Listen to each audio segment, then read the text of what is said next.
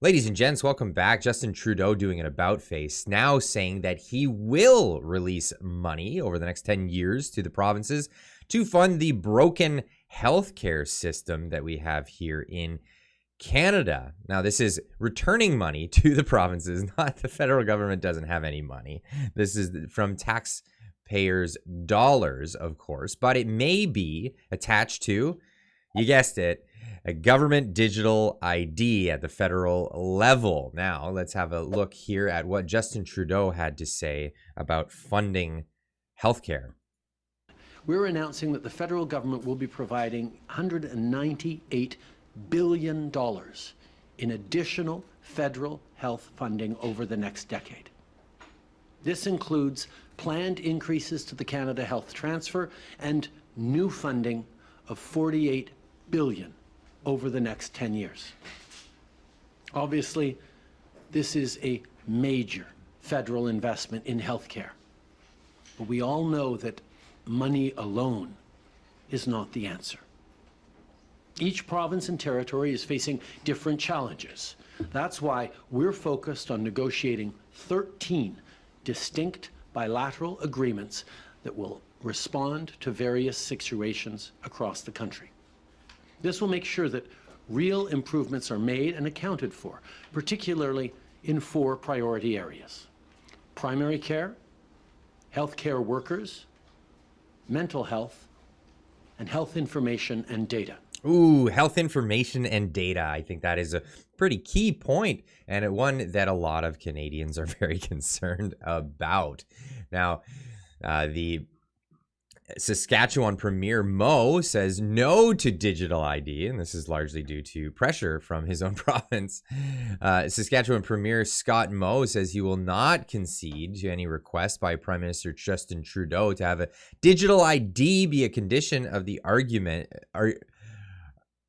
augmented federal health care funding.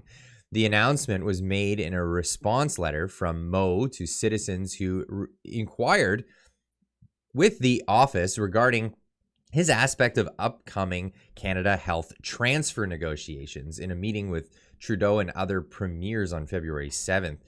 Government of Saskatchewan is not creating a digital ID, nor will we accept any requirements for the creation of a digital ID tied to healthcare funding, wrote Moe. The government of Saskatchewan will not share any personal medical information with the federal government. This information is protected under the Health Information Protection Act and will remain so. The government of Saskatchewan may share already publicly available healthcare statistics, including the number of physicians in Saskatchewan and surgical wait times if requested by any party, including the federal government. So yeah, of course, statistics, but not people's personal data. And this is where things get gross. Saskatchewan Citizens Group Unified Grassroots rallied supporters to contact the Premier's office, MLAs, and the provincial privacy commissioner to ask Moe to resist Trudeau's plea for a national health ID. With the introduction of vaccine passports last year, we have seen how quickly private medical information can be weaponized and used to destroy the very fabric of society, read the template letter from the organization to supporters. A national health identity system could once again open the door to discrimination, stigmatization, division at home and international space. In addition, it would be in violation of the spirit of Canadian Bill of Rights, the Charter of Rights and Freedoms, and the Saskatchewan Public Health Act and Health Information Privacy Act.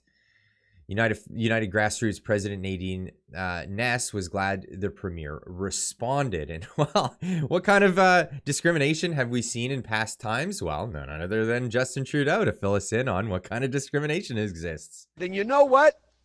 If you don't want to get vaccinated, that's your choice. But don't think you can get on a plane or a train besides vaccinated people and put them at risk.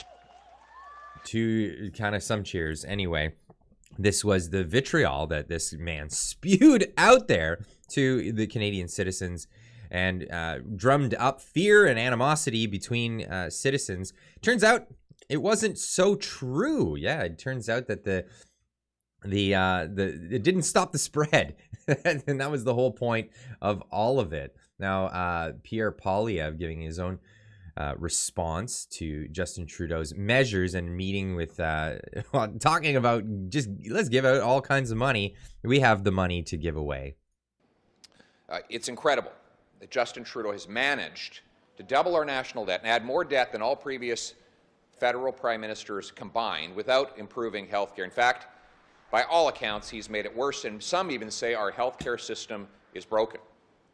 Health care is broken, and the federal government is broke after 8 years of Justin Trudeau. He had money for the We Charity, $54 million for the useless and broken ArriveCan app, over $100 million for the McKinsey high-priced consultants, but he doesn't have enough money for health care. And so yesterday he announced sums that are not adequate, according to the premiers, to fix the health care damage that has emerged under 8 years of Trudeau. Obviously, a future Conservative government led by myself will keep in place these additional sums and honor the commitments made yesterday.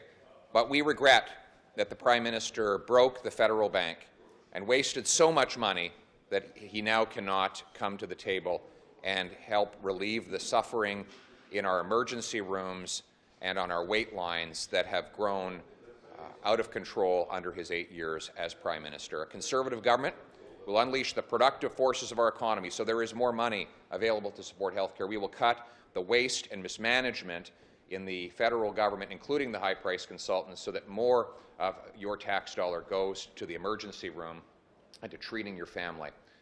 That's the Conservative approach. Now let's bring it home.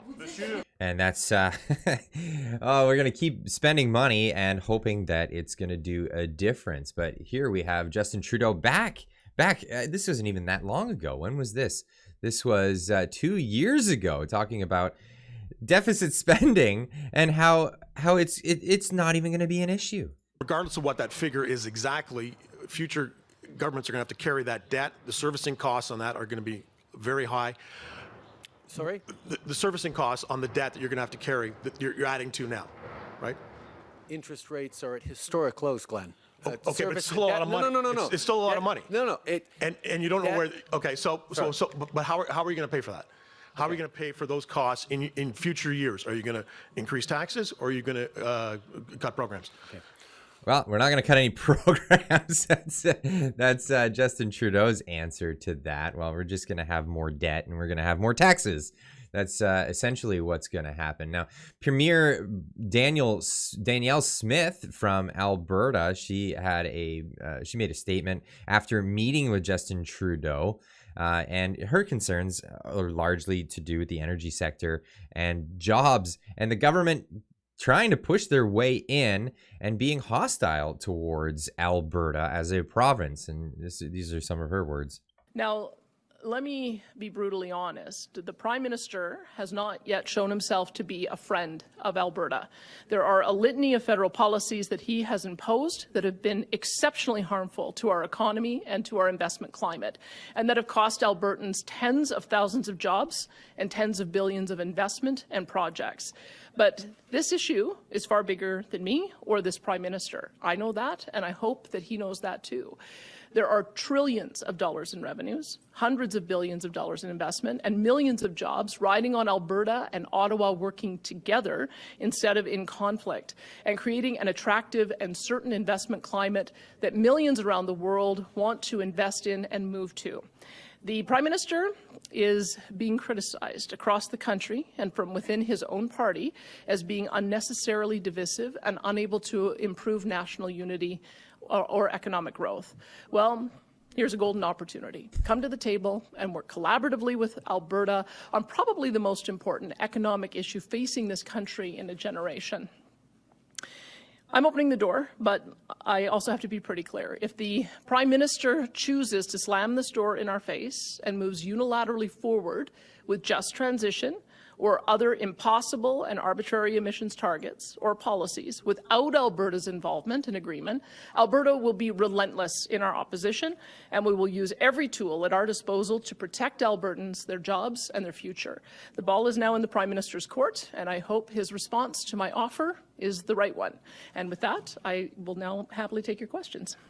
So I'll leave a link in the description down below. You can watch the whole press conference, but that's Danielle Smith saying no to a just transition of the energy sector in Alberta, one of their largest economies in the province and in our country as a whole. But here we have it. Justin Trudeau using tax dollars from Canadian citizens, holding the provinces hostage with this in order to force his policies, the things like digital IDs. Next is going to be moving to 15-minute cities. You haven't heard of that? Look that up, please do. And I'll probably be covering that more and more as this becomes relevant to what's actually happening in recent times. So leave a comment in the comment section down below. Let me know what you think.